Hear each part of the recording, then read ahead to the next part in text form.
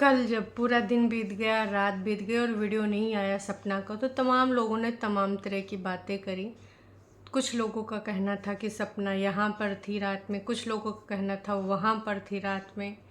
पर हाँ, कुछ ना कुछ कन्फ्यूजन चल रही थी और सबसे ज़्यादा लोग परेशान थे, क्योंकि उसने जो इतनी बड़ी चीज़ यहाँ पर लाकर सोशल मीडिया पे एक्सपोज करी है, तो पीठ पीछे तो बहुत सारी चीज़ें हुई होंगी, लड़ाई झगड़े हुए होंगे और न जाने क्या क्या कहा सुनी हुई होगी।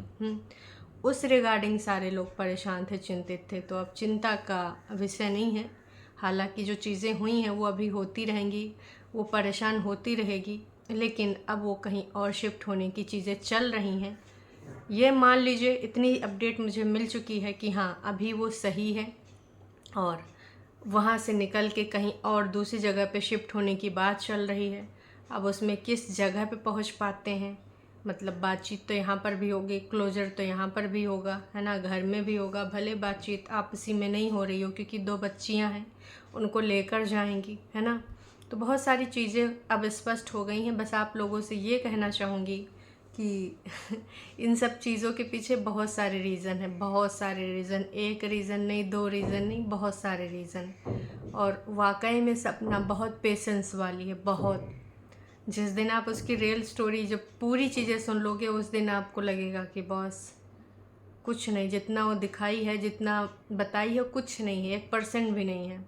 बस इतना जान लीजिए। बस मैं इतना ही कहना चाहूँगी, भगवान करे कि उसके जो हिस्से के दुख हैं अब वो दूर हो जाएं।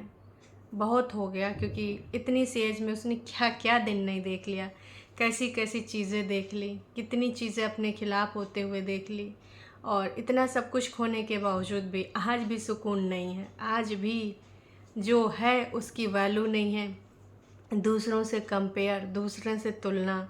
और हाँ, जो सबसे बड़ी वजह है अभी सपना के इस तरीके से रिएक्ट करने की, उसकी वजह इनके घर के रिलेटिव हैं। जी हाँ, बात कर रही हूँ मैं सास के साइड की, मम्मी जी के साइड की, खासकर एक मौसी जी।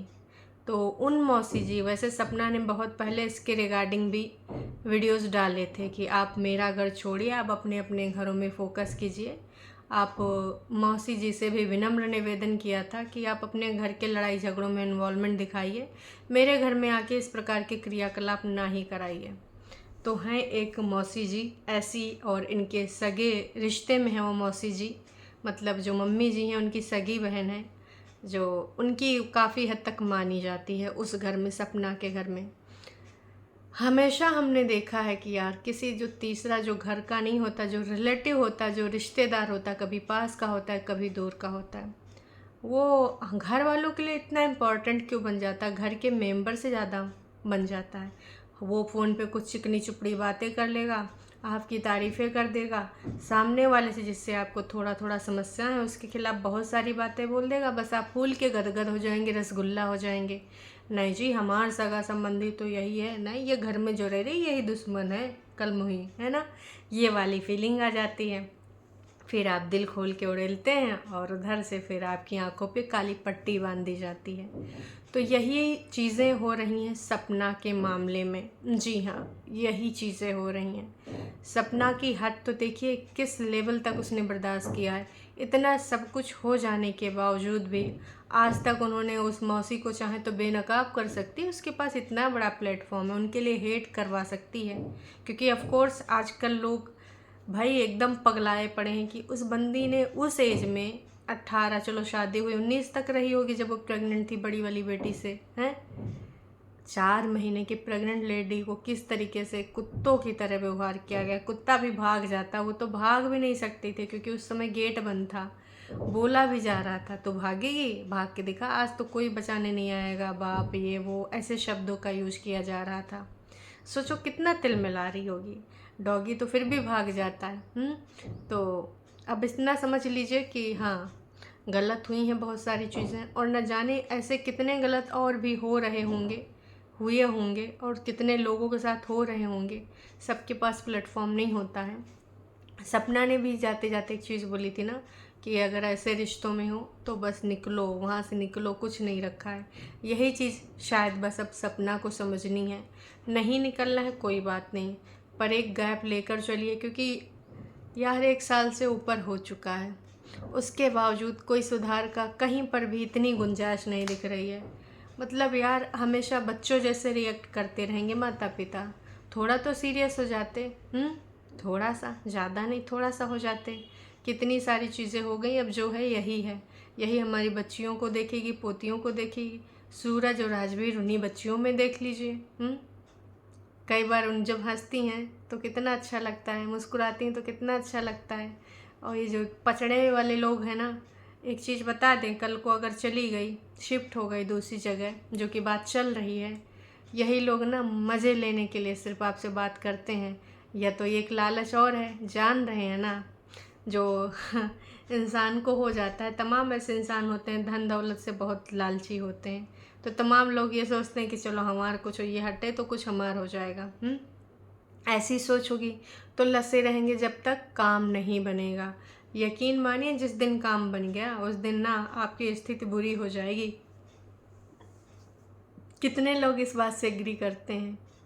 हमेशा मैंने यही कहा है कि आंटी जी एक रिस्पेक्ट लेवल वो रखती है, जिस प्रकार से चाहती वो बहुत पहले आपकी पोलम पट्टियाँ खोल चुकती कि चलो अब तो मेरा जो चाहिए था, जिसके सहारे मुझे ज़िंदगी काटनी थी दोबारा से। अब जब वही इंसान नहीं रहा तो इन सब की मैं तू मैं क्यों सुनूं, बहुत हो गया। खुल के अपना काम करती, काम उसके पास इतना आ जाए ना कि वो सोच भी नहीं सकती, और आप लोग भी सोच नहीं सकते हो, इतना बिजी वो रह सकती है। लेकिन फिर तमाम तो ऐसी ऐसी चीज़ें पड़ी रहती हैं उसके साथ में, काम पे फोकस नहीं कर पाती। उसके बावजूद इतना सब घुटन भरी ज़िंदगी होने के बावजूद, टौंटबाजी सुनने के बावजूद भी अपने काम पे वो फोकस कर रही है। आसान होता है? बिल्कुल नहीं होता। एक बार आंटी जी से और अंकल जी से, और या फिर जो लोग कह रहे हैं कि नहीं इसका तो यही है, ये तो ऐसे, कल किसी ने एक कमेंट करा था कि जब एक मैंने शाम को वीडियो लाया था कि पता नहीं अब कैसी उसकी हालत होगी, क्या अपडेट होगा, किसी को पता हो तो आप बताएं।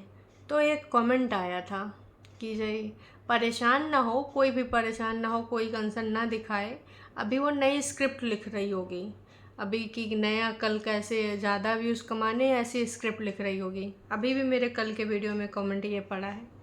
तो ऐसी सोच वालों को ना दंडवत प्रणाम। कभी भी किसी चीज़ को इसी प्रकार से लीजिएगा अगर आपकी लाइफ में कुछ ऐसा हो, ऐसे दुख तकलीफ़ आए। बाकी चीज़ों के लिए रिगार्डिंग नहीं बोल रही हूँ, बस दुख तकलीफ़ के ही रिगार्डिंग बोल रही हूँ। सपना की ज़िंदगी में जो हुआ वो मैं नहीं चाहती किसी दुश्मन की भी ज़िंदगी में हो। बहुत बड़ी चीज़ है, हर कोई बर्दाश्त नहीं कर सकता। घोर परीक्षा, इंसान की घोर परीक्षा, इतनी भी परीक्षा ईश्वर को नहीं लेनी चाहिए उसकी। तो ऐसे ही तमाम लोग हैं जिनको ये लगता है कि स्क्रिप्ट लिख रही होगी या फिर व्यूज़ के लिए प्लान कर रही होगी। यार थोड़ी सी अपनी सोच का दायरा बढ़ाओ। ये स्क्रिप्ट के रिकॉर्डिंग जो सुनी है आपने, स्क्रिप्ट के लिए थी, या फिर जो उस टाइम ये रिकॉर्ड हुआ था तो स्क्रिप्ट के लिए बना था कि चलो रिकॉर्ड कर लेते हैं, काम आएगा अपने बचाव के लिए, कि आज नहीं कल जब बद से बदतर हो जाएगा तब मुझे आवाज़ उठानी पड़ेगी। क्योंकि रिश्ता, एक लड़की जब आती है ना गरीब परिवार से, वो यही सोचती है नहीं यार, घर परिवार वालों ने ऐसे करके अरेंज करके, ये करके, वो करके शादी करी, मुझे बर्दाश्त करना होगा। 99% ऐसे लड़कियां सोचती हैं, सिर्फ 1% नहीं सोचती हैं। आधी लड़कियां इसीलिए चुप रहती हैं, जिप लगाए रखती हैं। देखो कड़वा है पर सच है कि चलो आज नहीं कल चीज़ें सही हो जाएंगी, हमारे अकॉर्डिंग हो जाएंगी। तमाम चीज़ें छोटी छोटी, मतलब इस कंपेयर में उससे छोटी बर्दाश्त करती हैं। क्यों? क्योंकि उनको लगता है ठीक है आने वाले टाइम में सही हो जाएगा। पर कई बार ऐसी लड़कियों का कोई टाइम ही नहीं आता, और वो जो टाइम आता है वो बहुत बुरा आता है।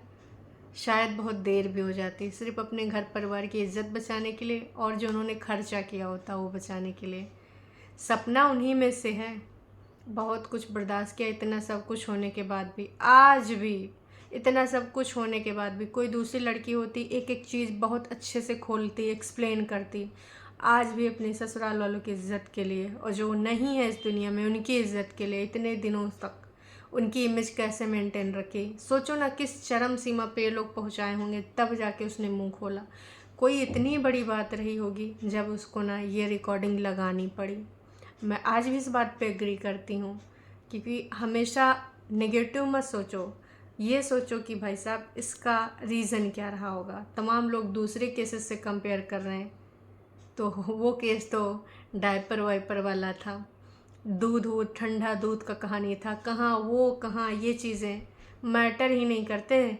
ऐसी चीज़ें तो रेगुलर होती रहती घरों में, लोग ना उनको इग्नोर करते रहते हैं कि चलो ठीक है, आज हमारी चीज़ें नहीं मैच कर रही, एक ना एक दिन मैच करेंगी।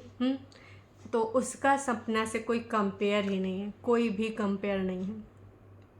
बस मैं यही कहना चाहूँगी आप सबके लिए, यही एक अपडेट है कि हाँ अभी वो सेफ़ है और ये इतना टेंशन लेने की ज़रूरत नहीं है। अभी जो प्लानिंग चल रही है, मे भी शिफ्ट भी हो गई हो, तो अगर ऐसा है तो ठीक है यार, काम करना है और शांति से जीवन जीना है। बीच बीच में मुझे पता है वो नहीं अकेले छोड़ देगी, हो सकता है एक आध दिन या फिर 1-2 महीने बाद वो फिर से मूव कर ले, या फिर हो सकता है बीच में आती जाती रहे, क्योंकि उसको पता है कि उसके अलावा अब इनका जो वाकई में चाहता है कोई नहीं है। भले वो यहाँ पर इतनी चीज़ें बर्दाश्त करने के बाद बोली है, मुँह खोली है, कुछ ऐसे शब्द बोली है, किसके मुंह से नहीं निकलेगा ऐसे शब्द। इतना सब कुछ झेलने के बाद किसके मुंह से नहीं निकलेगा, सबके मुंह से निकलेगा। और कैसे बोलूँ यार, आंटी जी से तो पहले भी मैंने निवेदन किया था कि आंटी जी रिश्तेदार से मज़े लेने के लिए होते हैं। आप अगर घर में कल पड़ोगी, कुछ और समस्याएं होंगी, घर के ही लोग देखेंगे, उनके चढ़ावे में मत आओ। एक बार उनको स्वार्थ दिख रहा है इसलिए आपको चढ़ा रहे हैं। जिस दिन आप क्लियर कर दो कि ये सारा कुछ तो मैं दान देने जा रहा हूँ अनाथ आश्रम में, देख लो कैसे भागेंगे, ऐसे पलट के बिना देखेंगे। अगर चेक करना है तो ऐसे करके देख लीजिए। अभी उनको मिठाई दिख रही है, जैसे उनको लगेगा ना मिठाई नहीं, उसकी जगह तो नमक है, भाग जाएंगे। कृपया करके थोड़ा अंतःचक्षु खोलिए और जो चीज़ है उसकी वैल्यू करिए, जो नहीं है उसके नाम पे सुनाइए मत, टोंटबाजियाँ मत करिए, चीज़ों को समझने की कोशिश कीजिए। नहीं समझेंगे तो आप किसी और का कुछ ना बिगाड़ पाएंगे, आप अपना ही ख़राब कर लेंगे जो कि अभी तक आपने करा है। तो ये सारी चीज़ें थी, बहुत सारी ऐसी भी बातें हैं पता चली हैं जो कि डिस्कस करना सही बात नहीं है, पर बस मैं यही कहना चाहूँगी, आप अगर इस बात को बिलीव करते हैं कि बहुत उसने सहा है तो यकीन मानिए वाकई में उसने बहुत सहा। बस मैं इतना कहना चाहूँगी, बहुत, और अभी तक सह रही है। बहुत ऐसी चीज़ें हैं कि आप सुनोगे तो आपकी रूह काँप जाएगी। इसलिए बस मैं यही कहना चाहूँगी कि पेशेंस बनाए रखिए। लड़की जो यहाँ पर आज इतनी सारी चीज़ें खोली है परसों में, उसके पीछे भी बहुत रीज़न है, वो पूरा भर चुकी है, पूरे तरीके से परेशान हो चुकी है। सब कुछ इंसान बर्दाश्त कर सकता है, अपने पेरेंट्स, अपने माता पिता के डिसरिस्पेक्ट अपने ही सामने इम्पॉसिबल। आप भी ना करोगे, आप भी मुँह खोलोगे, वो भी इतना सब कुछ होने के बाद, इतना सब कुछ करने के बाद भी लगातार बार बार हम हमेशा देखते हैं कि जब उसके यहाँ से कोई आता है तो कुछ ना कुछ ऐसा इंसिडेंस हो जाता है। क्यों भाई, आपके रिश्तेदार उसके वो रिश्तेदार नहीं, उसके माँ बाप हैं। तो अपने माँ के साथ खासकर, उनकी माँ ने भी बहुत कुछ देखा है। वो फैमिली ज़रूर बहुत रुपया पैसे वालों में से नहीं है, ठीक है, कुछ गलतियाँ उन्होंने ज़रूर करी, मैं आज भी उन चीज़ों को मानती हूँ। उस टाइम वो नहीं करना चाहिए, पर जो चीज़ हो गई, अब दोबारा मौका देके बदली तो जा सकती, चांस तो दिया जा सकता है उसके लाइफ में। और है क्या, माँ को भी छोड़ दे, भाई को भी छोड़ दे, ये समझिए ना, आप ही लोग हैं और बाकी वो लोग हैं। तो उसको भी तो आगे जो है उसकी केयर करिए, उसको मोटिवेट करिए आगे बढ़ने के लिए। वो हो नहीं रहा है, बस फालतू के नित नए आयाम स्थापित किए जा रहे हैं, वो भी परेशान करने के। चलिए जी, अभी के लिए इतना ही, फिर मिलूँगी नई अपडेट के साथ।